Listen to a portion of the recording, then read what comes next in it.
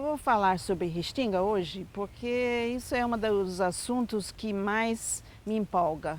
Quando comecei a minha vida profissional, eu comecei estudando restinga. Então, eu estou aqui hoje para explicar um pouquinho sobre o que é uma restinga. No Brasil tem restingas, no sul tem, aqui no Rio de Janeiro tem, no litoral norte tem, ao longo de todo o litoral brasileiro e tem em outros países também. Então, o que seria uma restinga? Você vê uma faixa de areia comprida que vai do continente e liga a uma ilha. Isso é uma restinga. E tem vários outros tipos de restinga também. Tem restingas que são planícies arenosas e tem restingas que separam lagunas do mar. Então, são faixas bem estreitas, tá? Então, as restingas ocorrem em areia, sempre. Uma das definições, uma das características que definem a restinga é justamente uma vegetação em cima de areia. Então, para nós falarmos de restinga, nós temos que falar de areia. Tá?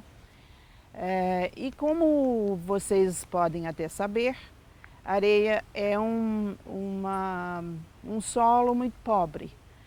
Mas as plantas que ocorrem na restinga conseguem sobreviver nesse solo pobre, porque eles estão adaptados, eles cresceram toda a sua vida nesse solo, né? E eles toleram muito bem aquelas condições. Então, a palavra restinga pode se referir somente a essa areia. Tá? Pode ser os geólogos, as pessoas que estudam as formações, chamam restinga somente a parte da areia. Mas nós, como botânicos, nós estamos mais interessados em o que está em cima, as plantas ou a vegetação. E o que tem em cima dessas areias que nós estamos chamando de restingas, né?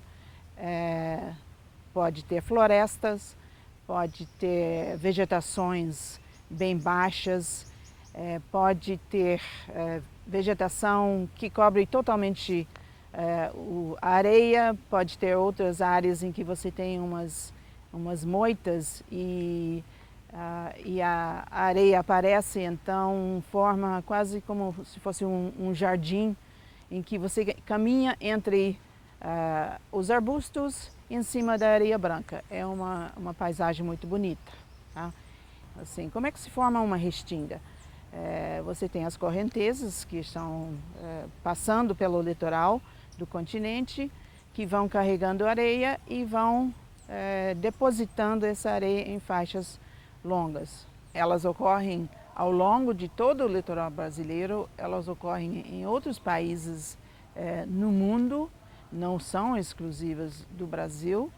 Aqui nós chamam esse tipo de formação geomorfológica uma restinga, mas isso em outros países tem outros nomes. Mas existem, igual existe aqui. 2 lugares no estado do Rio de Janeiro tem restingas interessantes. Um é uma mancha de restinga em Grumari, bem perto do cidade do Rio de Janeiro, e a outra é a restinga de Marambaia, que como quem manda lá são as Forças Armadas, né? O pessoal que queria explorar vegetação, lenha, areia, etc., não teve acesso de entrar e fazer esse estrago. Então também essas 2 restingas são muito bem preservadas aqui no estado do Rio de Janeiro. Essa preservação, na verdade, vai depender da fiscalização. Tendo fiscalização, aquela restinga vai ser preservado durante muito tempo.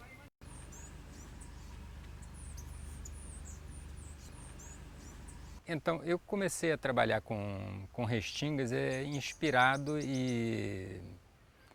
na escola que a professora Dorothy Araújo fez aqui no Rio de Janeiro. E foi muito interessante ao longo do tempo,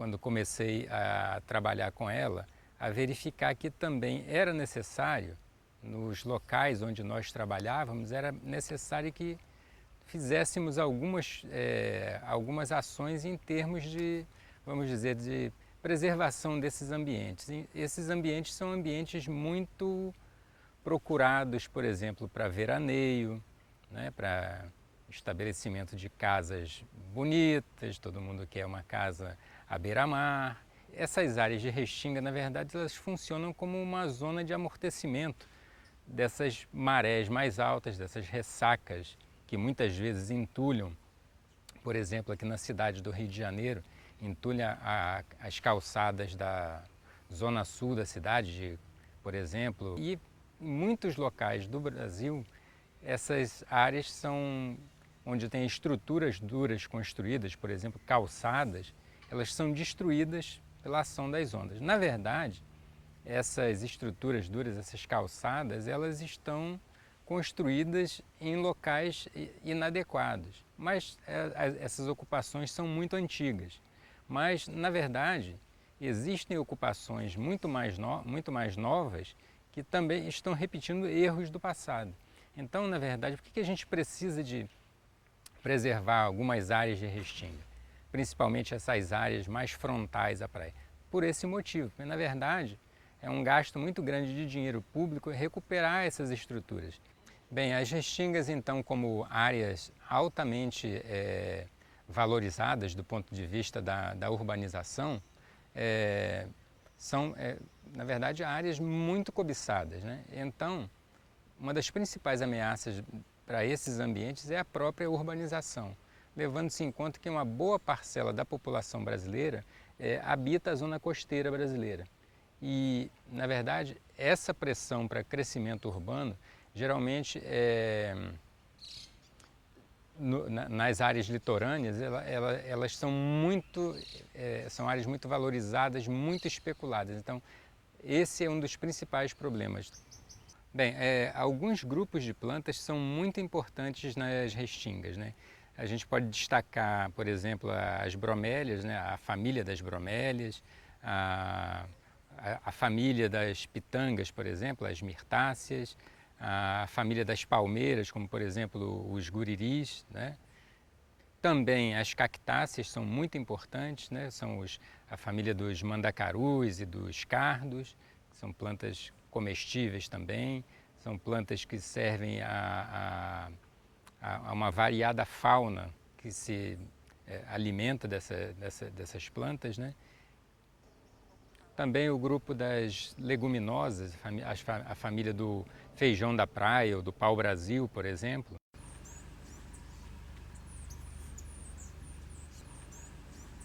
Então, desde antes do período da colonização, o Brasil já possuía comunidades humanas vivendo no litoral e sobrevivendo dos recursos vegetais dessa região. Hoje em dia, alguns grupos humanos ainda preservam esse conhecimento tradicional que foi deixado de geração em geração. A restinga abriga não só a diversidade de espécies, né, importantes e de importância para o Brasil em termos biológicos, mas é uma área que abriga uma diversidade cultural bastante interessante, como é o caso dos caiçaras, dos pescadores, que tem uma origem europeia, miscigenado com os índios, quilombolas. São várias comunidades tradicionais não indígenas e alguns trechos do Brasil indígenas que ainda possuem conhecimento e história sobre o uso de plantas dessa região do litoral.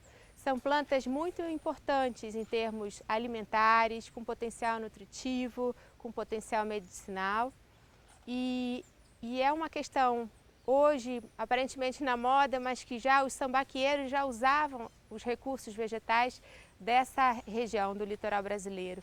Os sambaqueiros são os homens pré-históricos que viveram, por exemplo, aqui no litoral fluminense há mais de 4.000 anos e que usavam esses recursos e que hoje ainda as comunidades tradicionais ainda usam essas mesmas espécies, por exemplo, as pitangas, algum grupo de madeiras que ainda existem em algumas florestas conservadas.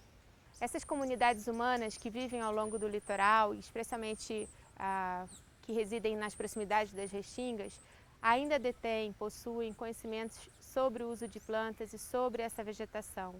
É urgente que se resgate, que se documente esse conhecimento tradicional relacionado ao uso de plantas. Inclusive, vegetação de restinga é preservado pelo Código Florestal desde a época do início, quando o código foi escrito sem essa revisão recente. Então, muitas dessas áreas de restinga, que são muito diferentes ao longo do litoral, desde o sul do Brasil até o norte, até a região amazônica, por exemplo. Os portugueses chegaram também nessa região do litoral. Chegavam de navios e ali faziam seus núcleos populacionais. E até hoje, os grandes núcleos populacionais ainda continuam nessa região do litoral. Existem vários trechos que podem e devem ser conservados, porque não adianta simplesmente a gente estudar essas áreas, caracterizar, descrever vegetação, fazer coleções para testemunhar a ocorrência de plantas nesses locais e esses locais, de certa forma, não serem preservados, né? Então, você não pode cortar, desmatar, nada que seja em cima de restinga e de dunas. Dunas são incluídos também nessa proibição. Então, teoricamente, nós deveríamos ter, no estado do Rio de Janeiro, todas as restingas ainda preservadas, o que não é a verdade.